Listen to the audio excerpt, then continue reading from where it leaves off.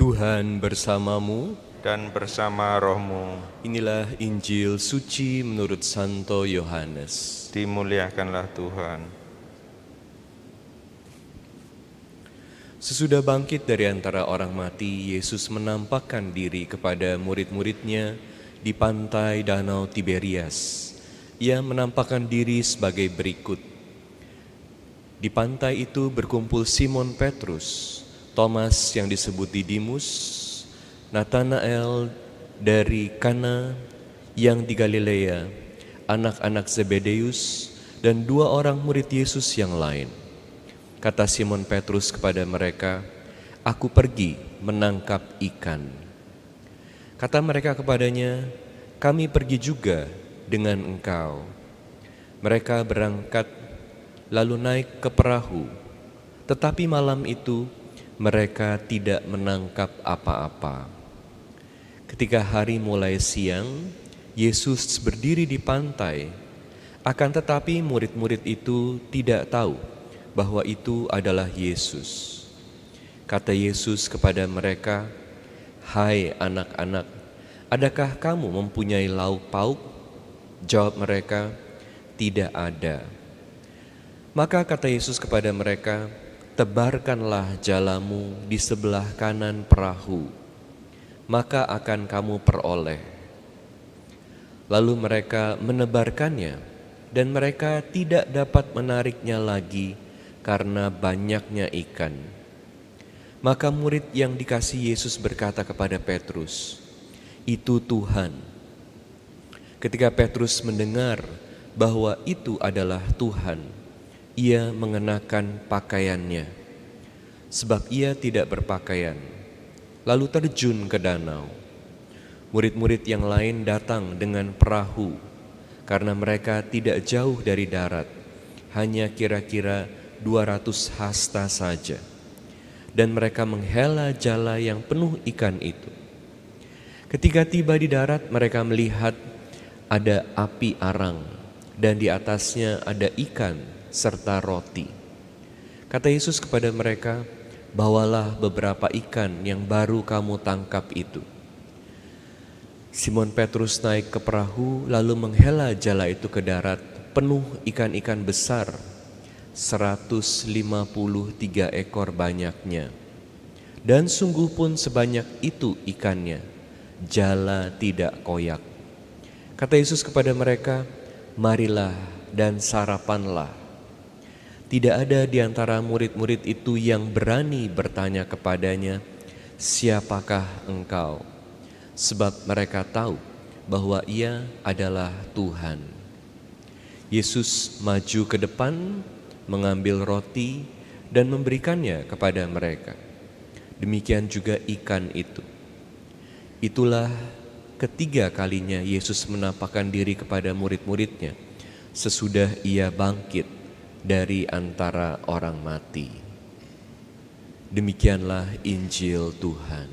Terpujilah Kristus. Pengalaman kegagalan dalam hidup seringkali adalah pengalaman yang sangat sulit untuk kita terima. Dalam hidup kita mengejar keberhasilan, kita bangga dengan keberhasilan. Kita bersuka cita kalau ada hasil yang berlimpah. Kegagalan sebaliknya membuat kita merasa jadi rendah diri, merasa kecil. Seringkali sulit untuk menerima pengalaman ini, dan kita jadi malu. Tidak jarang juga jadi putus asa. Kegagalan sangat sulit diterima.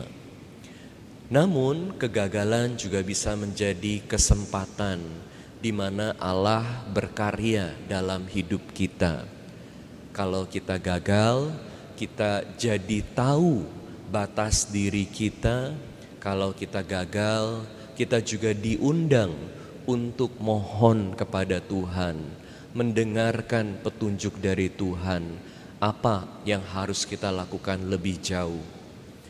Dalam bacaan Injil hari ini kita mendengar bagaimana para murid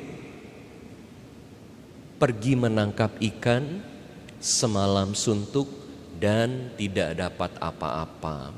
Kita ingat bagaimana pengalaman ini adalah juga pengalaman yang dialami mereka saat mereka dipanggil untuk menjadi murid-murid Kristus.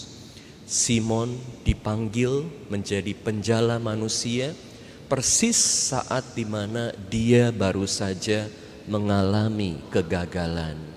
Dan sesudah kebangkitan, para murid kembali ke hidup mereka yang lama. Tapi Yesus tidak pernah lelah untuk melibatkan, mengundang, memanggil para murid untuk ikut serta dalam karyanya. Sekali lagi mereka dipanggil, diingatkan akan Yesus yang sudah bangkit saat baru saja mereka mengalami kegagalan. Kuncinya adalah mau rendah hati, bertanya pada Tuhan, mendengarkan Tuhan, seperti para murid mendengarkan petunjuk dari orang bahkan yang mereka tidak tahu ini siapa. Karena waktu itu mereka belum sadar bahwa ini adalah Yesus. Tapi ini adalah salah satu tanda kerendahan hati. Mereka mau mendengarkan dan mencoba lagi, tidak putus asa. Dengan rahmat Tuhan, kegagalan diubah menjadi keberhasilan dan menjadi kesempatan di mana kita mengalami kuasa Allah secara sangat nyata dalam hidup kita.